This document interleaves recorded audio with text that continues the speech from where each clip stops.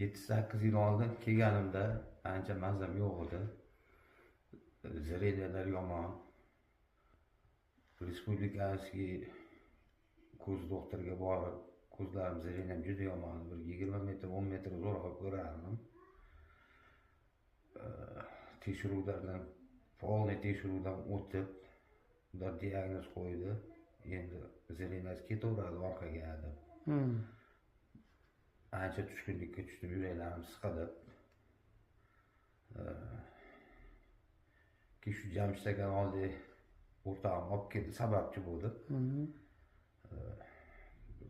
28 kun kelgandim o'shanda. 28 kun kelib, davolanib, ko'zlarim zo'rg'a mana 7-8 yil bo'ldi, yana sekin bir muolajalar olay deb keldim.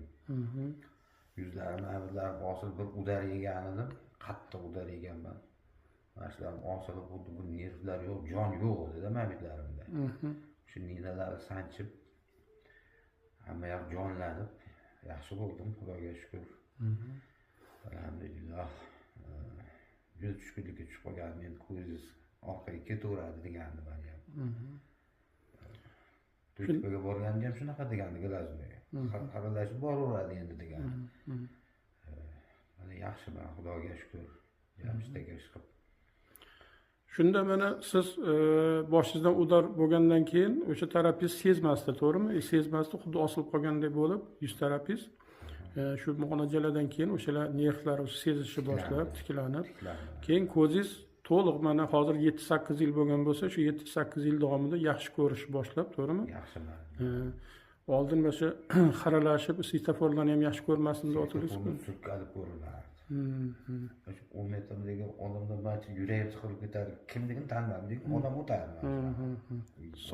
Sharpasin, sharpasin. Nargidan ko'rishardi. Juda mazam bo'lmay, yuraklarim siqilib, o'zi ichidor odamman uni ustiga. Shunda ichki a'zolaringiz ham miya faol. A'zolarim shu birinchi muolajani o'zida uyga ketayotganda aytdim. Shu oshqozon osti bezim, oshqozonlarni so'kishlab chiqara boshladi. Quruqimda turardi. Ishlab, shundan bildimki, shu nervlar tiklanyapti-da o'sha yerda. Butun ichki urologический kasalliklar. Shunda bildimki, ovqat yesam ham qotib turardi. Yumshab, o'sha mazza qilardim xullas. Mana yana повторный keldim. Profilaktika uchun. Shunda o'sha ko'zingiz yoshligingizda holatga kelib, to'liq uzoqlarni ham ko'rib, bemalol ko'radigan bo'lib ketdingiz.